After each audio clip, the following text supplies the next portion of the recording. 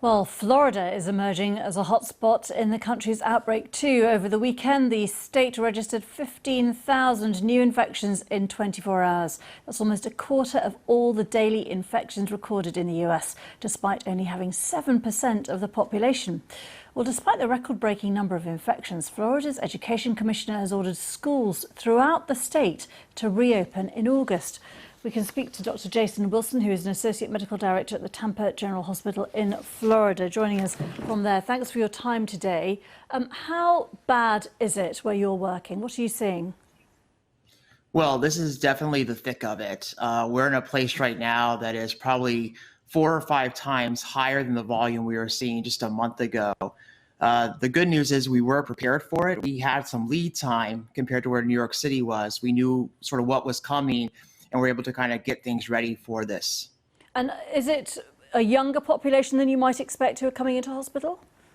So the interesting thing is that for March, April, and May, we really saw an older population, people who had a lot of what we call comorbidities, other illnesses. And then everything shifted in June. Around mid-June, that's when we got these what we call asymptomatic, or people without symptoms, younger people who are healthy, suddenly started coming to us to get testing, telling us they had been exposed in some type of usually social event, an indoor bar, restaurant, nightclub, high school graduations and college graduation parties were popular at the time as well. And so we started seeing hundreds of people a day coming to us for testing who are younger and healthier. And then 2 to 3 weeks after that, we got exactly what you would expect from that epidemiological spike of asymptomatic spread.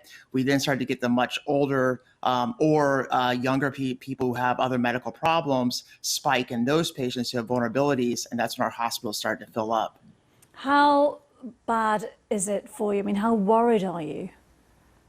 Well, the concern right now is that we really need the public to help us. There's a lot the public can do that we need to count on them to do.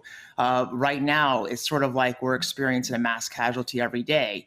So what we signed up for at emergency medicine and in a hospital system is to take care of mass casualty events or mass disaster events.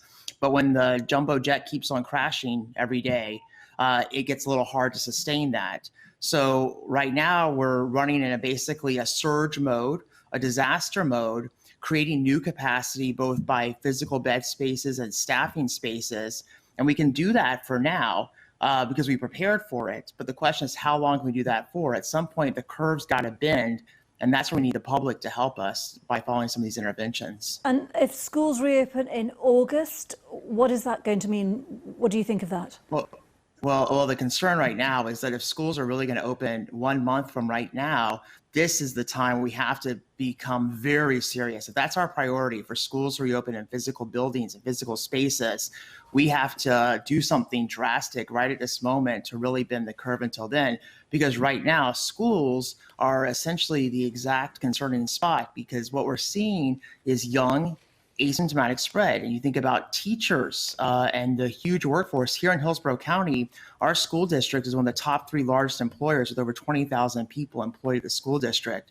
So even putting aside for a moment the children themselves, think about all that spread amongst teachers, staff, workers, which will keep this virus perpetuated into the long term.